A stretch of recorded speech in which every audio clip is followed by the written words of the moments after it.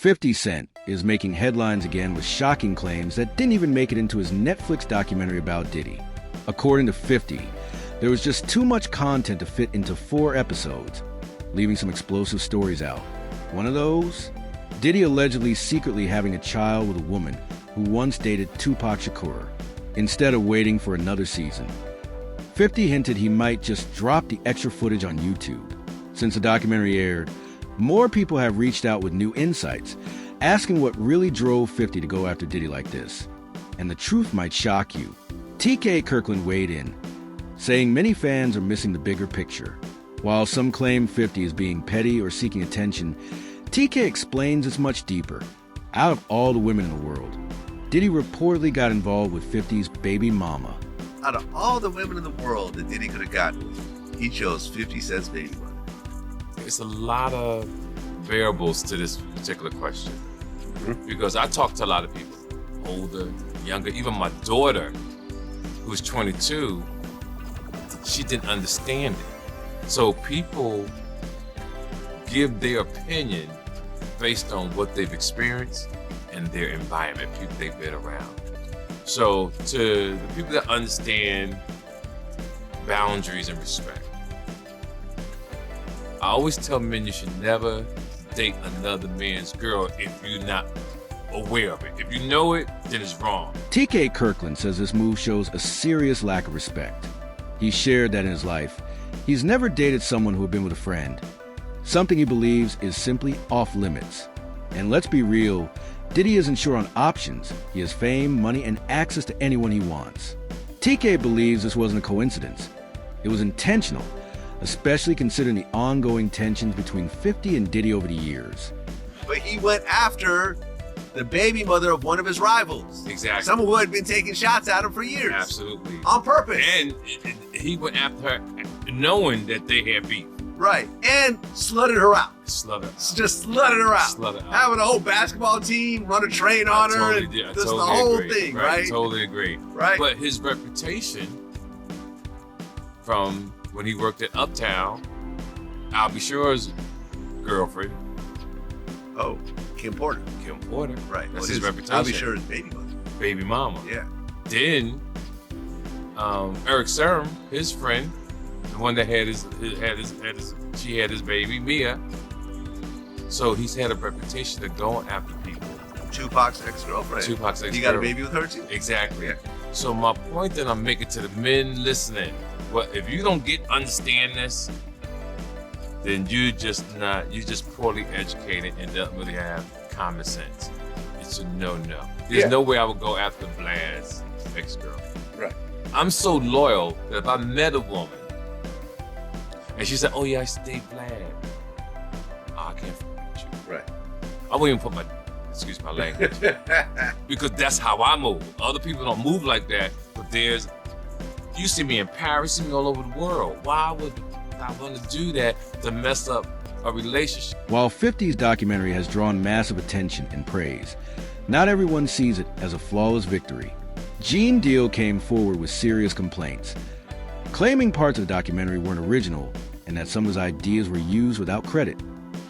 I seen an interview about, he said that he had a lot of footage had to be down, the documentary had to be downsized. You understand?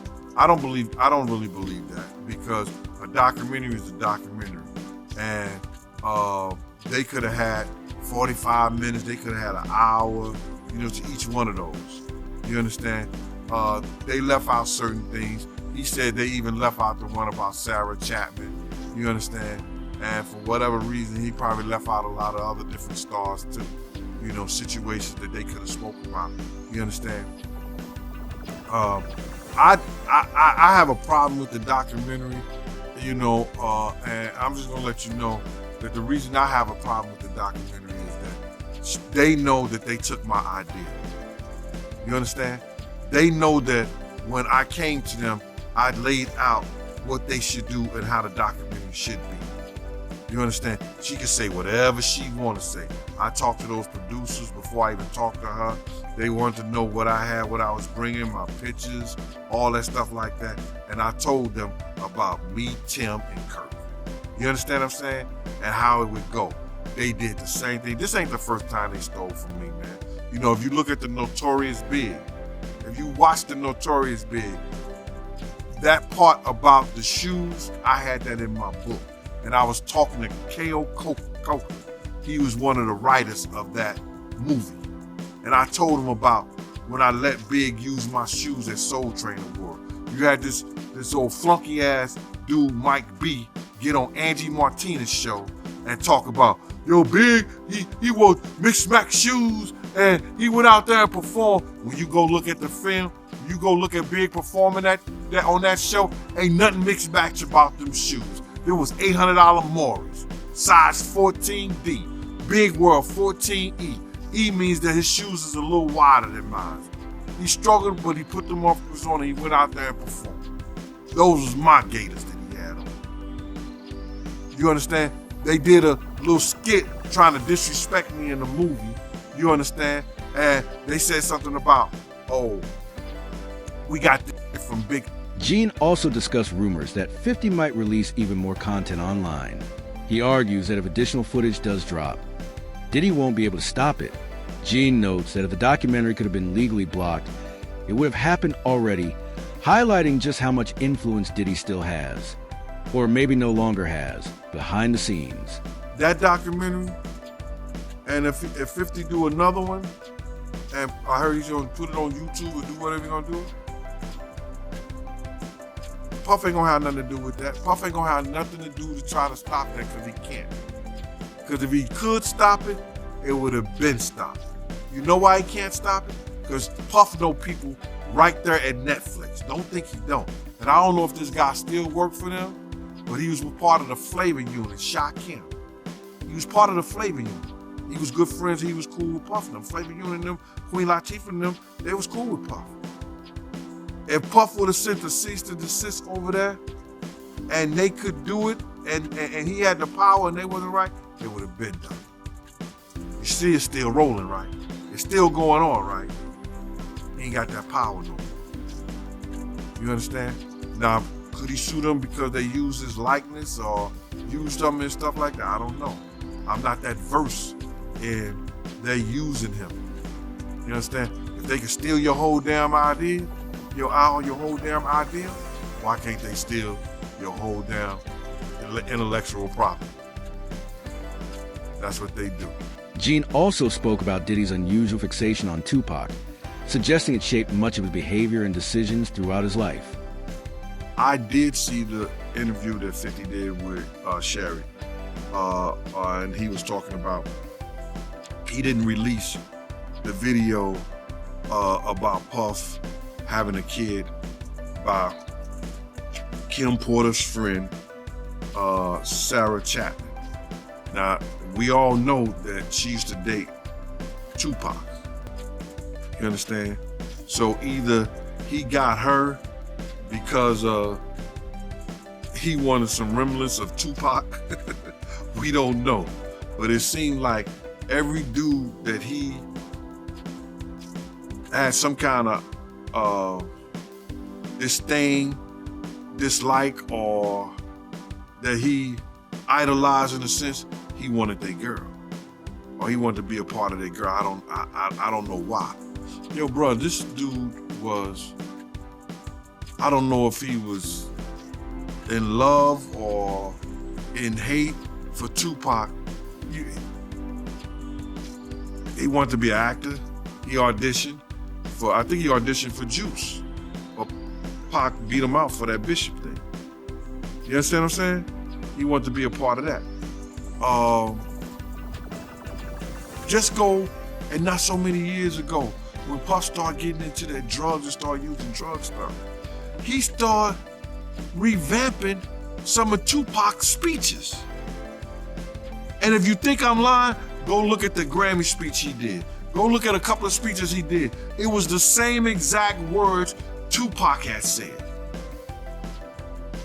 That he was gonna start this whole revolutionary of our people. That's Tupac. Black Lives Matter, the Black Liberation Movement, That was Pac. The Black Liberation Movement. Black Lives Matter. Come on, bro. This dude, everybody know that he had some kind of, I don't want to say disdain taste, but he had some kind of, I don't, jealousy of Tupac, bro. He had this jealousy of Tupac. However, the documentary isn't entirely forthcoming. One glaring omission: Kim Porter, Diddy's longtime partner and mother of his children, who passed away suddenly in 2018 at just 47.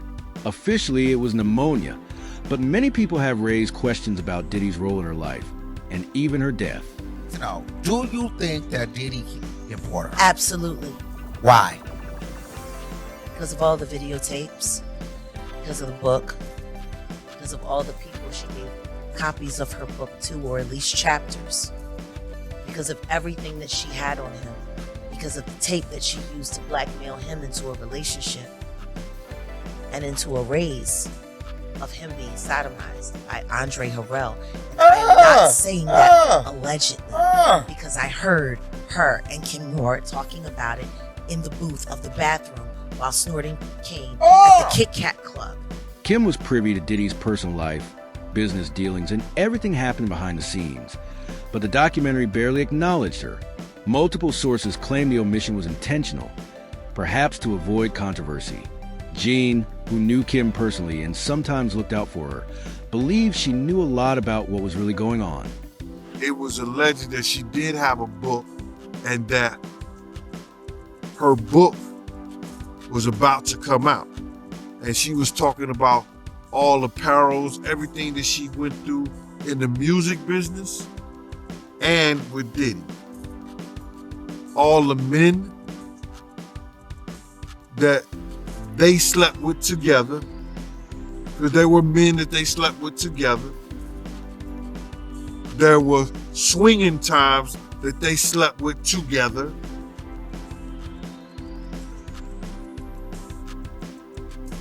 I don't know, man. How do you put your girl through some shit like that? Or how do you look at your girl and knowing that she to another dude? What kind of demonic mind you have to be that far gone where that shit don't bother you? And got rid of them. They swimming with the fishes. Wow, man. So she was about to expose all that in her book. I'm sleeping with men again. She was gonna expose everything. I heard it was tell all. Yeah, that's crazy, man. Just curious, right? Did you know that Diddy and Kim had that type of relationship back then in real time? Yeah. Yep. Because I know somebody personally that lives in Atlanta that was swinging with them, and I would never mention his name because he's a good brother and he knows my family down there. You know, he knows my family down there, and I would never, put his name out there like that. He's been in the music business. He done put a lot of groups, A-listed groups out there, especially A-listed groups from Atlanta. None of that made it into the documentary. We saw a few photos, a brief mention that she was the mother of his children, and that was it. Mark Curry shared a chilling story about Diddy's control over Kim. He would monitor her private conversations and erupt in anger if he didn't like what he heard. Mark recalls Diddy once confronting producer Shakir Stewart at a party over a call Kim had with him, and allegedly attacking Shakir with chair. It was the other day they just did a whole thing with the girl that he was dating was the one that was putting the wiretaps and all of that out. It was a clear case. She came, okay, hey, I was the one who was doing the wiretaping and all of this, right? The tapping. So I knew about this before she came out and said that she was the one that was doing it. I was sitting there like, damn, he know everything she doing. He know her conversation. I'm sitting there like when I'm sitting there right there next to him when I'm hearing them saying, this is what Shakir Stewart was saying to Kim Porter on the phone that made him mad. That made him so mad at Shakir Stewart when he went to L.A. Reid party, hit him with the chair. You don't think if he hit a man with a chair for dating this girl, you know, they gonna have a fight at home too. You know what I mean? That's why, you know, they say he busts her nose up on a boat. And have you ever been to San Tropez and see a brother play a mandolay? Remember that was in his song? I need a good woman next to me. So then it happened in San Tropez? Like that island. And then he bust her nose. They tried to make it seem like she slipped and fell. She slipped and fell and broke her nose. Nah, the truth was she slipped and fell and landed on his fist. Yeah, but that's what happens when you put your hands on females. I don't really have much respect for a man who's physically abusive towards women, man. I kind of think they be kind of suspect. I'd be like, man, you know, I girls fight girls. This behavior appears to be part of a larger pattern. The documentary also glossed over Diddy's legendary parties, which were historically attended by celebrities, athletes, and major industry figures. The film barely touches on these events, raising suspicion since many of these same high-profile attendees have stayed silent publicly. So what are your thoughts on all his celebrity friends that denounced those allegations and were like, this is false, and you know, Liars. they were saying, yeah, should they speak up now? It's getting a little too late for those who are complicit. Stevie J should be charged. Mary J. Blige should also be charged. Jennifer Lopez should definitely be charged. Jay-Z should be charged. Khaled should be charged. Rick Ross should be charged. Usher should be charged and tried with him. Or for Justin Bieber alone. Jaguar Wright believes people focus too much on Diddy's career and not enough on what shaped him growing up. She claims the roots of his personality and choices start at home, where his mother's lifestyle introduced a revolving door of strangers and chaos. Such an environment, she argues, can leave lasting effects on a child, shaping behaviors that show up later in life. God knows what he saw and what happened to him in his own mama house.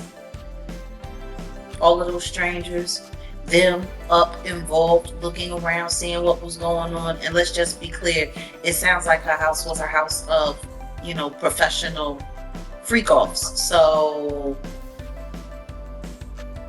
who knows what he saw or what could have happened to him while she was busy entertaining people and pouring and getting tips, as she would say, for her after-hour life. Oh yeah, he was. I'm gonna say he was surprised to hear that. School bus trip. No, was he surprised or was he like, zip it, you talking too much? Because that's what it looked like to me. It looked like you talking a little bit too much. They don't need to know about that. While she was sitting there, oh, because I was a bus driver and I was this, and I worked at the after hours. And I would pour them drinks and they would give me big tips. Jaguar also highlighted Diddy's pride in his father's reputation as a hustler, saying it reveals how much he admired and identified with that lifestyle from an early age. In Sean's own words, in Diddy's own words, he had said he had a sigh of relief learning that he was the son of a hustler or a gangster. Like he wanted that status. He wanted to say that he was like a sigh of relief is a wild thing to say. That your daddy was a gangster or a hustler, or that's what you heard that he was. Well, I mean, like Tim said, they had a bunch of blaxploitation movies being played around the house all the time. They grew up with the Mac playing. They grew up with Superfly playing. Like, I mean, if that's what you got going on, you got two women in the house and there's no men around, and these are what the little boys are watching. You got basketball players coming over late at night. You got hustlers coming over, PIMPs coming over, women who look like they were modeling for Jet Magazine coming over. Like, it sounds like the nature of the environment is what shaped their perception of what cool was. So yeah, I mean, I'm sure for him it was, oh man, that's who my dad was. So I'm sure for him, it made him feel good because all of that stuff that he was watching, he really came from that, but that was really his legacy. And yeah, I'm sure for him it felt good to know that his dad was this big hustler who turned out to be a snitch, who got his brains removed from his head in a very, very, very unpleasant manner. She connects that admiration to the way hip-hop culture later glorified similar personas. Powerful, feared, and respected. According to Jaguar, Diddy didn't just admire these characters. He felt they reflected his own upbringing. She also discusses relationship with his mother, calling it strange and even uncomfortably eerie at times. For the situation where they say he was trying to shape Misa into his mother, can you see that? Like, yeah, with the blonde hair and yeah, and all of that. I mean, somebody really asked the question, what kind of man puts his hands on his mother? The same kind of man that parties with his mom, the same kind of man who kisses his mom in the mouth, the same kind of man who seems to have accurate knowledge that his elderly mother can put both of her hands, her palms, on the floor while she's standing up. Bend over. Oh damn, I ain't seen that one. Oh. You never seen the Instagram video when he was talking about how his mom was still young and spry and how she still liked to party and how they was getting a IV drip? Oh. Damn. And she was kissing him in the mouth on the video when he was like, yeah, my mom can bend over and touch the floor with her palms. No. It's a very, very, very weird relationship. The consequences of this upbringing, Jaguar says, have extended to Diddy's parenting. Multiple sources claim his children were exposed to situations no child should see, raising questions about the type of environment they were in and why so many adults remain silent. You know, it kind of goes into, I mean, he seems to be having, and again, I know the freak offs, that his son is there. Like, it seems like he likes to get down with his kids. Yeah. But that wasn't all. Just to hear Little Rod say, like, the boys were around. Roger Bonds talked about the children as well. What kind of parenting relationship is that? But then again, that goes back to the conversation of Lori Harvey, Steve Harvey's daughter. It was all known that she was spotted in them streets with Justin, and then she was spotted in them streets with Diddy, and they all tried to sit there and pretend like that wasn't what it was. Like, I don't know if anybody has not noticed, but ever since Diddy got pinched, they've all been trying to pretend like all of the stuff that we've seen that happened, that they was all involved, and didn't happen. If Lori Harvey was hanging out, and it's kind of weird, like the whole relationship with Justin looks weird. He looks like Mini-Me with Dr. Evil. It's weird. Like, why are there people? Why is there sexual behavior going on? And why are people naked in front of their kids, G? Doing all kinds of stuff.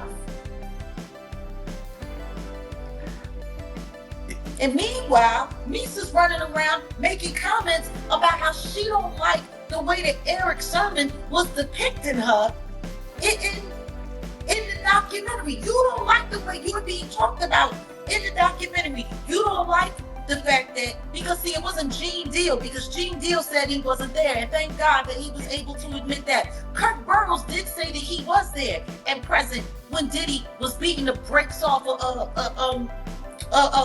Misa and putting the feet to her up underneath the car well. What do you think 50 Cent will reveal in the next wave of footage? Could there be even more shocking stories about Diddy, Kim Porter, and the inner workings of his life? Drop your thoughts and predictions in the comment below. This story is far from over.